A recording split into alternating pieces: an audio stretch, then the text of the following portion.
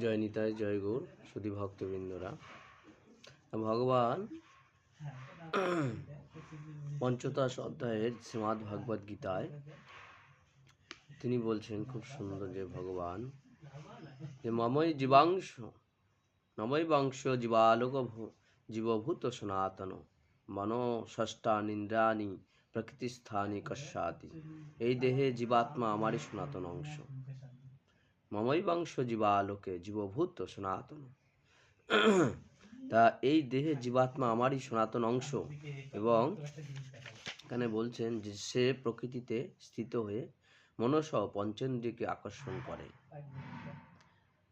যেমন বায়ু যেমন পুষ্পাদি হতে গন্ধ আহরণ করে নিয়ে যায়, তেমনি দেহাদির স্বামী জীবাত্মা শরীর ত্যাগ করে যাবার সময় মন সহ ইন্দ্রিয়গুলিকে সঙ্গে নিয়ে যায়, অর্থাৎ পূর্ব দেহের ইন্দ্রিয়াদি নতুন দেহে প্রবেশ করে।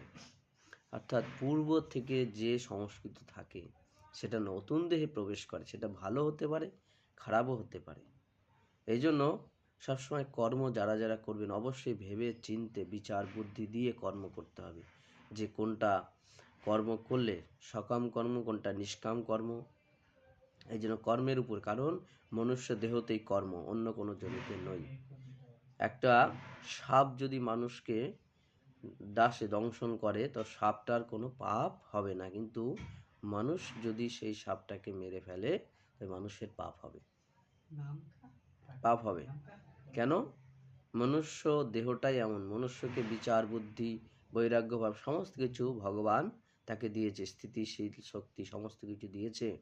এই জন্য মনুষ্যের দেহকে ব্রহ্ম পুরাণ বলা হয়েছে, ব্রহ্মপুর বলা হয়েছে, কারণ সমস্ত কিছু তার দেহের মধ্যে বিরাজমান আছে। এই জন্য মনুষ্য দেহ খুব দুর্লভ।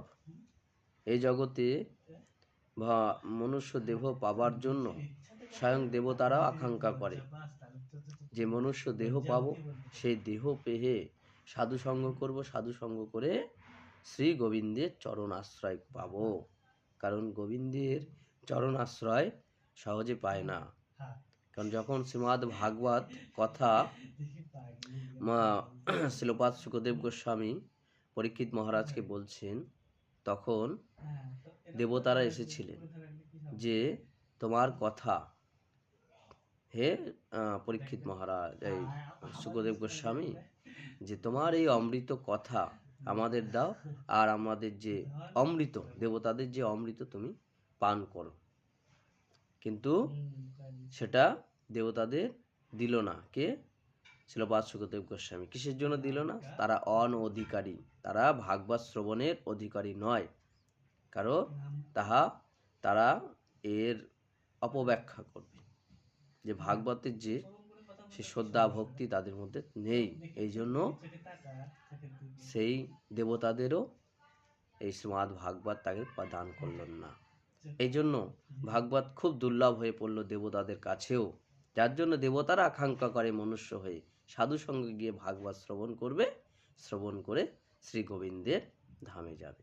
কারণ সশৈলে দেবতারা তারা আসলো, কিন্তু তারা আস্বাদন করতে পারল না। এইভাবে মনুষ্য লোকের খুব গুরুত্বপূর্ণ যে বিষয়টা হচ্ছে শ্রীমদ্ ভাগবত শ্রবণ করা, কীর্তন করা, আর অর্চনা বন্ধন নববিধা ভক্তির আস্বাদন করা। এইভাবে প্রত্যেকটা সনাতন জীব, প্রত্যেকটা সনাতন মানব যেন শ্রীমদ্ ভাগবত গীতা, শ্রীমদ্ ভাগবত আস্বাদন করে। জয় নিতাই, জয় গৌর।